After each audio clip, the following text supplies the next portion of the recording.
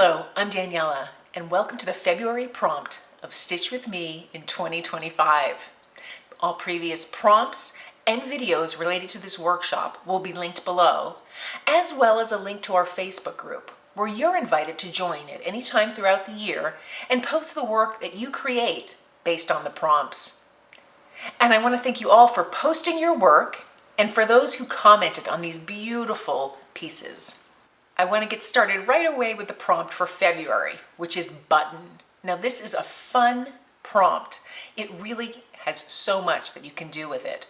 You can create a favorite button. You can make a fabric button yourself. You can make it out of stitches. You can make a button enclosure, and so on and so forth.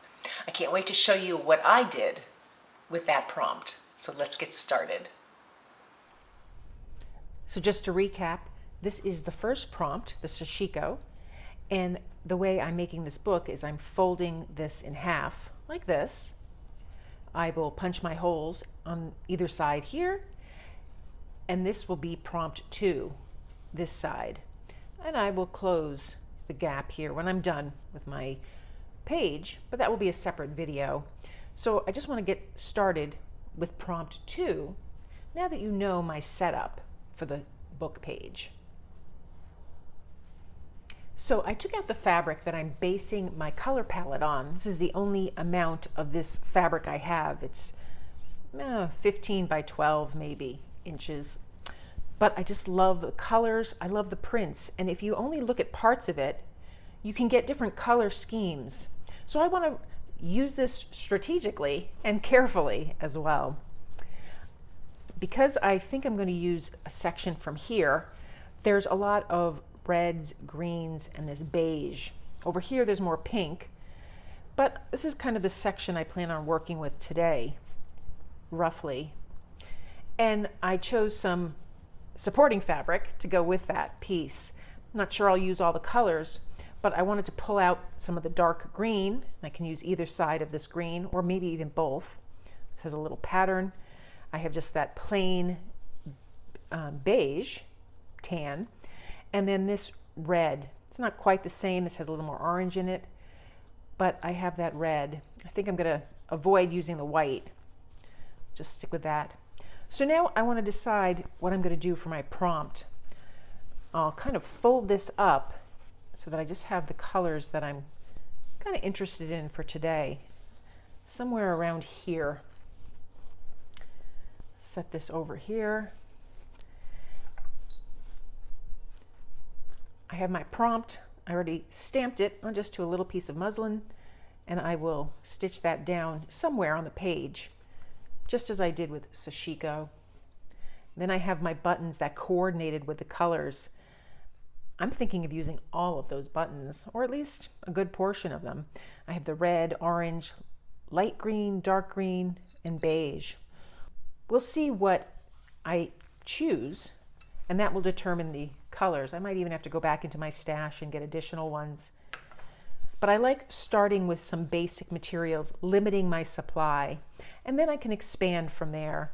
Sometimes it's too overwhelming to have all my supplies out. So now, because this is a button, I'm not going to create actual buttonholes, although that would be an adorable feature for this book. I just want to use the buttons. I can create a shape with the buttons, since I'm going to cluster them all together, or at least that was my original intention. I also want to keep in mind coordinating the piece so it complements. I don't have to make it exact, and that means I don't have to have 3 strips the same proportions. I can use fabric of any shape. I do like having some strips because then it kind of picks up from the original page, that idea. I'm going to cut my fabric first. I know this is the big thing because once I cut it, it eliminates a lot that I can do with it. I also really like this little selvage here. I might use that in my work too. So I'm just going to roughly measure the height of the page, because that's the longest strip that I'll need, the longest continuous strip that I'll need. And I think I'll just cut straight up it.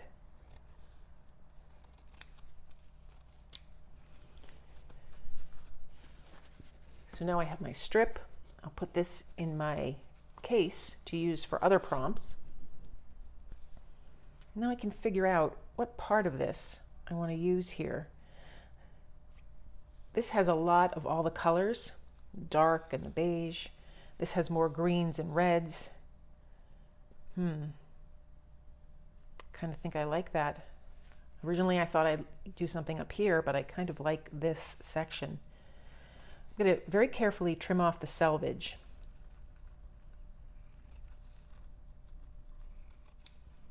I've seen other artists use the selvage in their work. It's kind of an interesting element. Set that aside, see if I'm going to use that or not. And now I kind of just want to figure out exactly what I want for my piece or what direction I want it to go in. That looks pretty good. I think I'll clip it here.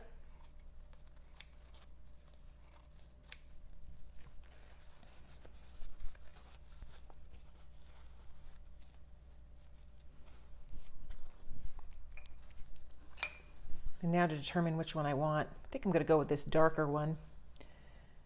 Go right to the height of my piece.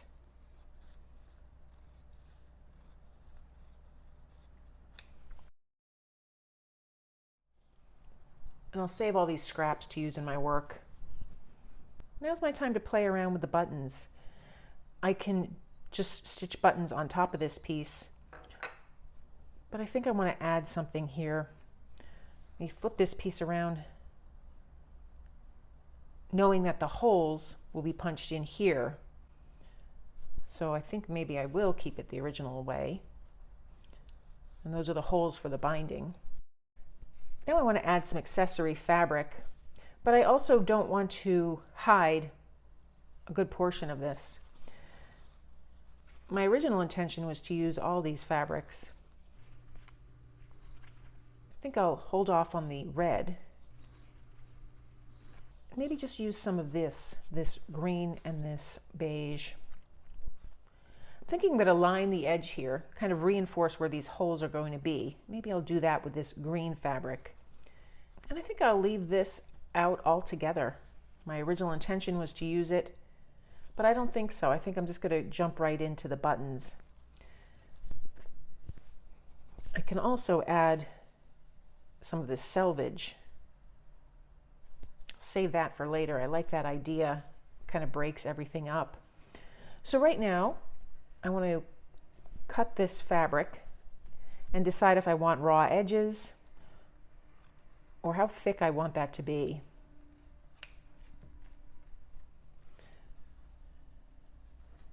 So I can fold that in half, or maybe even less. I think I'll just fold the edges over and hide the print, just so I have that beautiful forest green, that deep green. I'll just finger press it for now. And I think I'll fold over this edge to get a neat edge on that side. And then I'll cover that. So the first step will be for me to tack this down, just like that. I'll do that off camera with threads that coordinate with each. I think I'll use a black thread for this and a dark green for this. So the pieces of fabric are stitched together. This is open here. I didn't stitch this down because I'm thinking of taking this selvage here and using it somehow. I just like that. I love the wording. I love everything about that. And I also have my button label, which I think I'll just incorporate somehow. I know that my rings will kind of go here and here, so maybe I'll incorporate it in the middle. And I can stitch those down. After that, we can start with the buttons.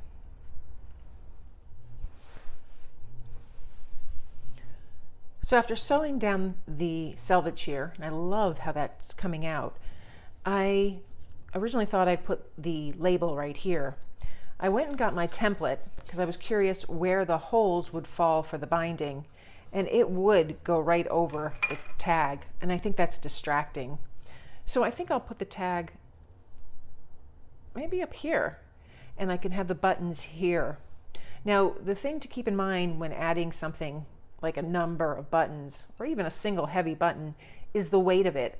So it will cause the page to have some weight. If that's a problem for you, you might want to just stitch either fabric buttons on or come up with a different way to have buttons that aren't actual buttons, aren't plastic with weight or wood or whatever type of buttons you use. I don't mind the weight. In fact, I really like having pages that have interesting, unexpected pieces to them.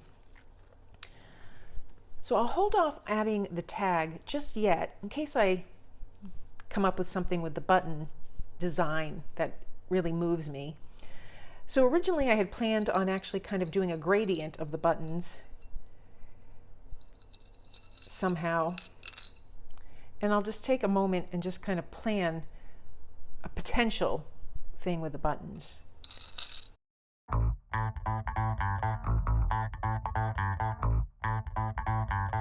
So there I have a design that I want to use. Because I want to keep that design, I'm going to snap a photo with my phone so that I can go back and reference it in case these buttons get out of position before I sew them down. So the next step is to sew down the buttons and the tag. The question is, do I want to keep a little bit of interest here by using embroidery floss that sticks out of the buttons, or do I want the buttons to just attach to the piece? Some of the buttons have 4 holes, this one has 9. I can also use interesting ways to stitch those buttons down. After consideration, I am going to just stitch them down. I'm going to leave this unique for this piece here, this little extra thread sticking up from this button on page 1. But these I'll stitch down, and I'll match my color floss according to the button. So I'll show you how that looks. And so this is how it looks when I'm completed all my buttons onto my page. I love that. And this is the excess thread that I had left over, the little threadlings, or some people call them orts. I'll just continue to add them to this little jar, this vial here. See what I'll do with that. So now my prompt 2 is complete. The next stage, and I'll have a video out in a week, just shows how these 2 pages are combined, and then I'll punch the holes and add the grommet. But for now, my second prompt is complete. So that's how I use button in my fabric book for the second page, the February prompt. In a week or so, I'll have a video showing how I combine the pages and add the grommets, because that's what I'm doing to create this book. Other people have different methods that they're using, or they're just creating individual pieces. The choice is your own. I want to thank you all for joining me today, for watching the video, and for your kind words of support. As always, if you like this video, please give it a thumbs up and be sure to subscribe. Thanks for joining me.